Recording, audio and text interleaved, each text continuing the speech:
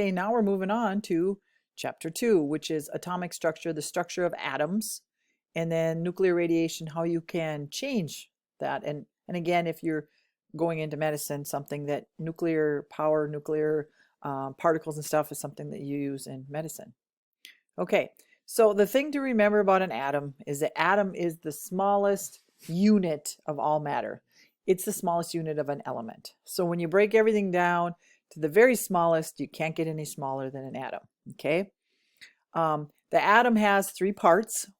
It has a proton, which is a positive charge, and a neutron, which doesn't have a charge, and those are in the middle in the nucleus. Okay, so they're the very center of the atom, and they make up the mass of the atom. And then you have the electrons. The electrons circle around the outside. They're negatively charged, and they're involved in like bonding and stuff like that. Okay, if you look down here, again, the proton is a positive, the neutron doesn't have a charge, and they're in the nucleus. And if you look, their mass is 1. AMU stands for atomic mass units. Okay, when you're trying to figure out the mass of an atom, you just count the number of protons and neutrons. The electron is so tiny that it's not counted. Okay, and the electron circles around the nucleus. They call them in orbitals. An orbital is a place where you find electrons. Okay, so that's the part of an atom.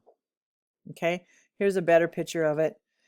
In the middle, again, you have your protons and your neutrons, and the two of them, huddle together. They're held together, and that makes up your nucleus. And then this cloud around the outside, that's where you'd find your electrons. And in an atom, the number of protons and the number of electrons are going to equal each other because an atom doesn't have a charge. So if you have 25 protons, you have 25 electrons. The number of neutrons can vary.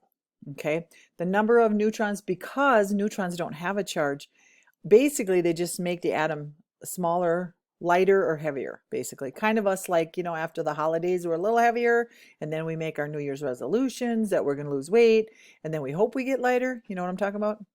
Okay, so the electrons are basically the volume. They take up a lot of the space. The nucleus doesn't take up much space, but it's super, super, super heavy. It's very, very, very dense, and it takes up the mass. Okay, when you're trying to figure out stuff about an atom, if you look on the periodic table, it tells you a lot of stuff. Okay, so an element is on the periodic table, and it's put in its spot by its atomic number. The atomic number is the number of protons. So if this is gold, okay, 79, that's the number of protons. Okay, the average atomic mass, that's the mass of all the isotopes, is down here. So if I want to figure out the number of neutrons, all I have to do is take this number minus that number. If I take 197 minus 79, I will get the number of neutrons. The number of electrons in an atom, since the positives and negatives have to equal each other, would also be 79. Okay, so every element has a 1 or 2 letter atomic symbol. It's based on sometimes, just the first letter, like carbon, nitrogen, oxygen, they're just C, N, and O. Or the second letter, because, oops, sorry, you guys. You can't, we only have 26 letters and we have 118 elements, so that wouldn't work. But so that sometimes they give them a second one. Now, sometimes you'll find goofy ones, like gold should be like G-O, not A-U. Well, the older elements, so the ones that were discovered first, they actually have like a Latin name. So this is based on their Latin name, which was Arium. So it is kind of the first 2 letters. It's just a different language. So the elements that you'll see that have kind of, just look goofy, they don't make sense.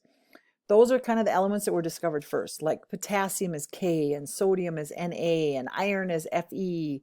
So those guys, when they're a little bit different, it's because they're kind of the first elements that were discovered.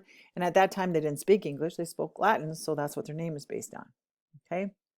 So if I'm trying to find the number of electrons, protons, and neutrons for an atom, what I do is the number of protons is the atomic number. So I look it up in the periodic table. If it's 79, that's how many protons.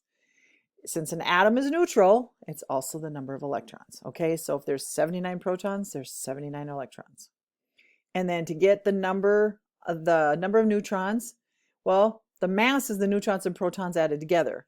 Well, I'm going to know the total mass, and I'm going to know the number of protons. So if I take the total mass, the number on the bottom, subtract the number on top, I'll get the number of neutrons. Okay. So here I'm saying find the number of protons, electrons, and neutrons. So here's boron, and it says 11. That's its mass. Okay. If you look up boron on your periodic table, and I'll have one here so you can print one out, because you should always have a periodic table. In chemistry, periodic table is your best friend. Anyway, boron is number 5. That's its atomic number. Okay. So it would have 5 protons. It would have 5 electrons. And to find the number of neutrons, I'd go 11 minus 5, and I would get 6. Okay. Here's another ruthenium, which is 102. You know what? I don't know what ruthenium's is, but if you look it up in the periodic table, you'll see that ruthenium's atomic number is 44. So that's how many protons it has. Well, it's also the number of electrons, because these two equal each other in an atom. And then to find the number of neutrons, I take 102 minus 44, and I get 58. So that's how you find the number of protons, electrons, and neutrons. Okay, here's your periodic table. And again, I'll have one of these for you to print out. Here's the atomic number. That's the number of protons. And that's how electrons are put in here. The first periodic table, they put them in by atomic mass, and it doesn't always work, because if you look over here, here's beryllium, which is 127, and here you have iodine, which is 126. So it doesn't always work. There's a few spots where it's kind of messed up. So, but if you put them by atomic number, it works perfect. And when you look at a periodic table, not counting hydrogen, because hydrogen's unique, but all of these guys in this column have similar characteristics. Same with this one. And then when you get over here, these guys and these guys, they all have similar characteristics. When we're looking at the periodic table, the main group elements are these first 2 columns and these last 6. They would be the A groups, it says. Okay. These guys, the transition metals, they all have similar characteristics to each other. Okay. And then these guys down here, they're called the rare earth elements. These guys are kind of manufactured. I mean, there's only like 2 of them that exist in nature. The rest of them are made in labs. Okay. But the periodic table, these are actually been filled in. I think there's 118 elements right now. Okay.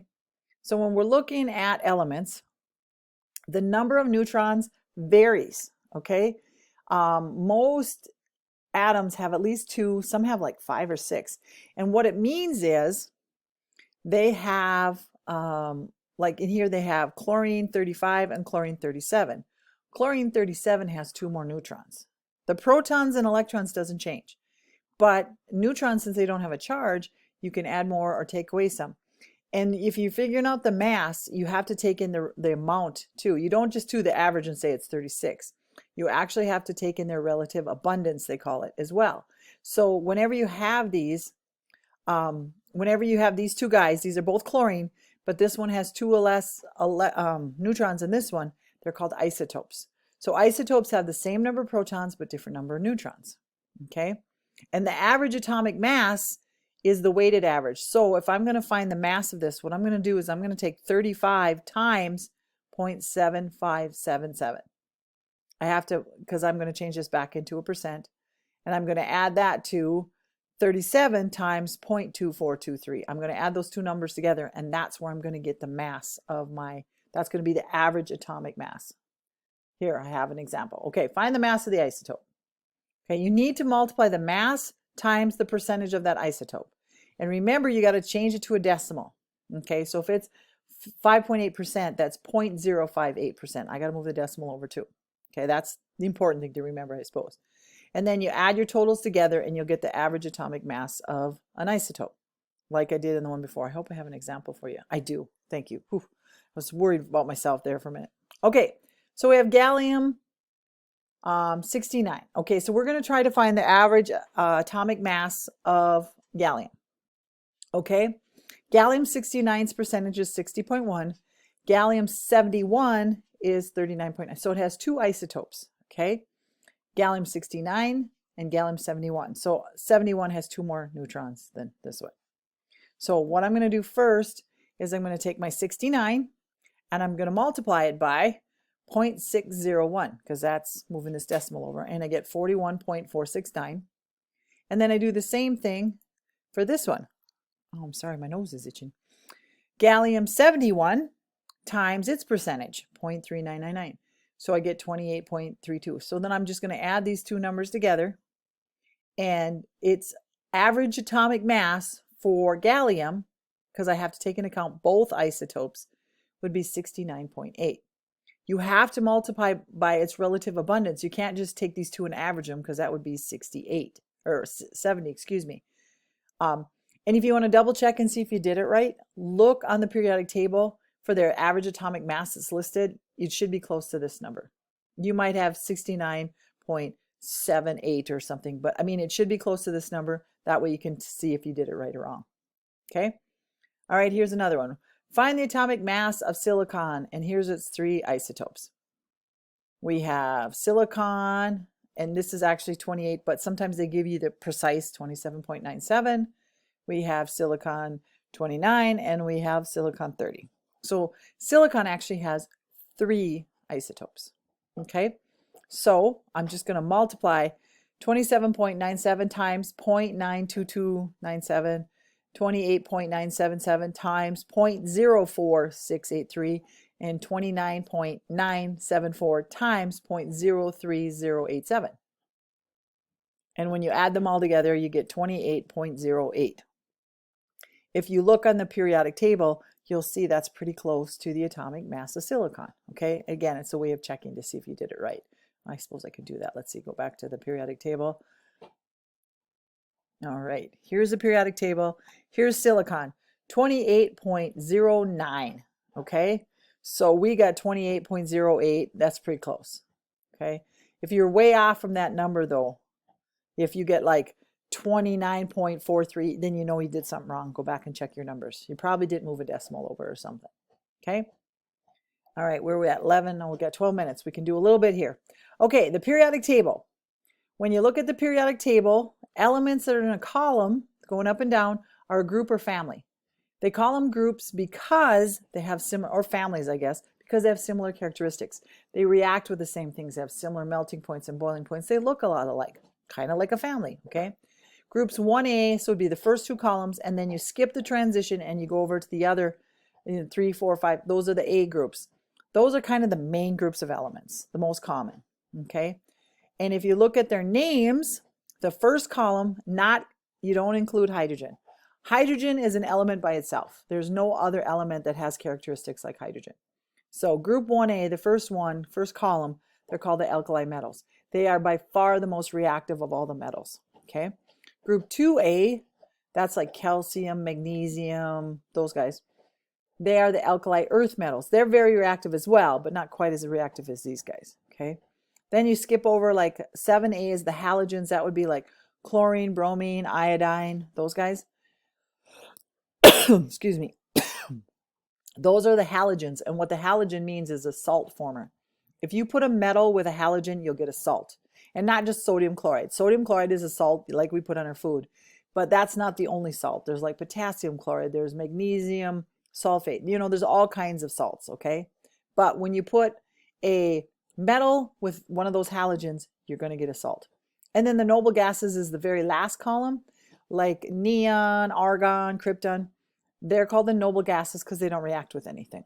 Okay, they're stuck up. They don't like to hang out with anybody but themselves. Okay, so those are examples. Okay, if you look on the periodic table, most of the elements are metals. There's a zigzag line in there. On either side of the zigzag line are what they call metalloids. And then on the left-hand side is the metals, on the right-hand side is the non-metals, and in between are the metalloids, except for hydrogen. Hydrogen hangs out with the metals. Okay, so if I look at this periodic table, okay, here's the alkali metals except for hydrogen. Hydrogen is not an alkali metal. Here's the alkaline earth metals. Here's, you know, these guys are the A groups, okay? So, and here's what I was telling you about the halogens: fluorine, chlorine, bromine, iodine, and acetylene, and then the noble gases. Okay. All right. If you look at this line right here, okay, on either side of these, but not aluminum, because aluminum's a metal, but boron, silicon, germanium, arsenic, antimony, beryllium, these guys are all what they call metalloids. They have properties of metals and they have properties of nonmetals. All of these guys over here are called nonmetals. Okay, they have similar characteristics. Most of them are gases, that kind of stuff.